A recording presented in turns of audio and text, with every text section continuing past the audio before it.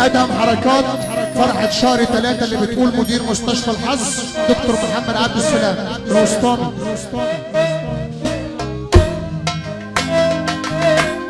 لو انت مزاجك حلو بقى تفك ايدك الاثنين وتسمعوا السقف على الرايق وانت قاعد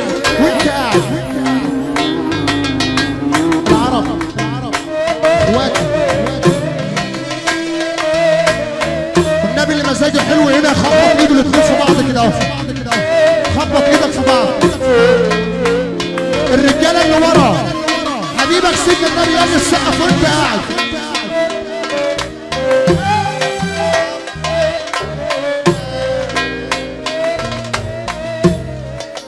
حبيبك سيدنا النبي يلا ترفع ايدك لفوق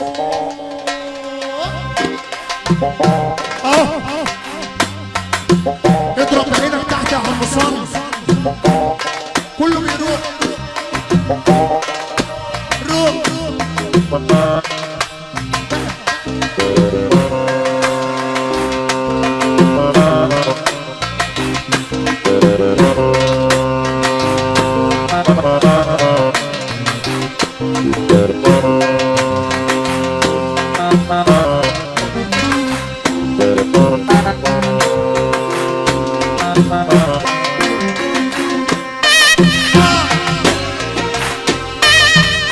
يا قلبي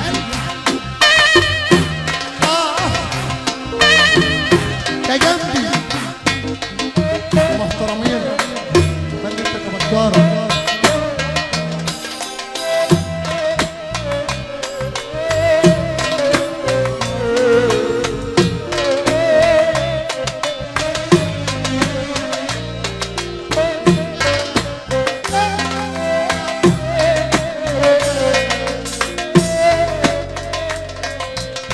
والنبي لا تفك ايدك يا شيخ وامشي اهو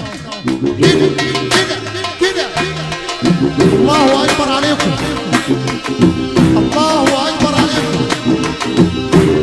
مدير مستشفى الحظ ومفيش كلام تاني بعدك يا حمصاني.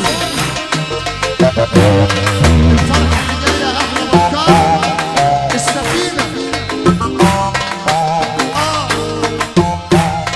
يا حنين. طب صلوا على النبي.